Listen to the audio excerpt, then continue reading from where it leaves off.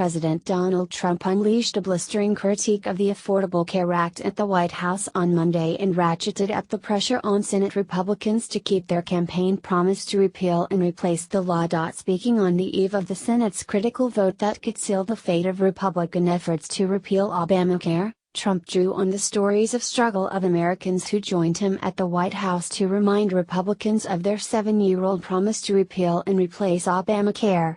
For the last 7 years, Republicans have been united in standing up for Obamacare's victims. Remember repeal and replace, they kept saying it over and over again. Every Republican running for office promised immediate relief from this disastrous law, Trump said. We, as a party, must fulfill that solemn promise to the voters of this country to repeal and replace. But so far, Senate Republicans have not done their job in ending the Obamacare nightmare. They now have a chance, however, to hopefully, fix what has been so badly broken for such a long time, and that is through replacement of a horrible disaster known as Obamacare, Trump added. Vice President Mike Pence visited Capitol Hill Monday afternoon to meet with Senate Majority Leader Mitch McConnell, Republican Kentucky. The plan is for the Senate to take a major procedural vote Tuesday afternoon to advance the bill to overhaul health care. Tuesday, the number 2 Senate Republican, Senator John Cornyn, told reporters. What exactly lawmakers will ultimately be voting for, however, remains unclear. Cornyn, asked what leadership ultimately wants the bill to be at the end, said, "We're not quite there yet. A simple majority is needed to pass the motion to proceed, and Republicans can only afford to lose 2 votes, something made more difficult with GOP Senator John McCain remaining at home in Arizona as he recovers from surgery." Trump weaved the stories of several Americans who have experienced the pitfalls of Obamacare firsthand into his effort to pressure Republicans. He noted the story of Steve Finn, a former police officer who faced skyrocketing costs, and told the story of Marjorie and Kevin Weir, who were emotionally and financially devastated as they tried to get their son care for his spina bifida through an Obamacare plan.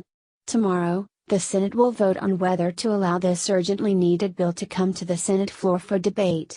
The question for every senator, Democrat or Republican, is whether they will side with Obamacare's architects, which have been so destructive to our country, or with its forgotten victims.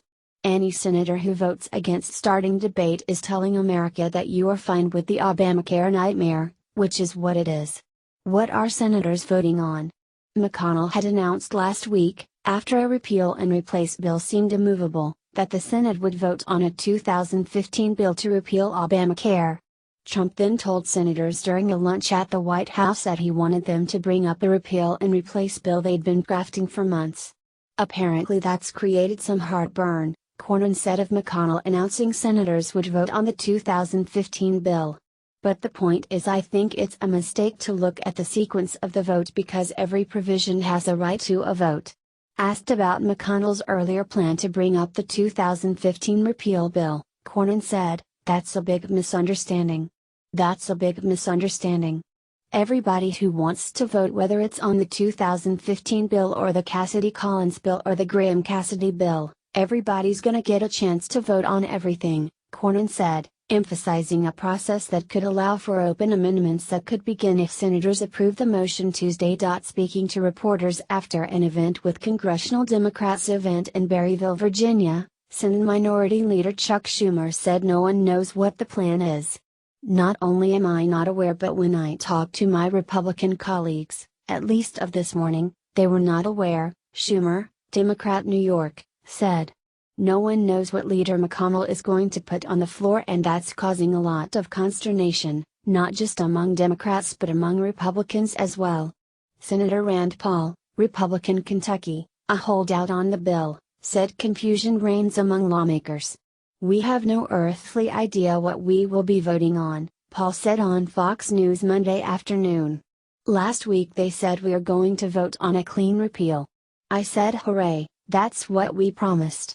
Now I'm told it may be the new Senate leadership bill, which is a big insurance bailout that I'm not for and doesn't repeal Obamacare. So nobody has told us." Sanders, cruelest bill ever. Vermont Senator Bernie Sanders on Monday called the GOP health care legislation the cruelest, most destructive and irresponsible piece of legislation brought to the Senate in modern history. During a speech at the NAACP convention in Baltimore, Sanders railed against the bill, saying it would throw 22 million Americans off of the health insurance they currently have, including those with life-threatening diseases. Let me be as clear as I can be, and I don't mean to engage in hyperbole here because I am not. This legislation is the cruelest, most destructive and irresponsible piece of legislation ever brought in the United States Senate in the modern history of this country, Sanders said. Sanders conceded that the Affordable Care Act is imperfect, but said that the job of Congress is to improve the Affordable Care Act, not destroy it.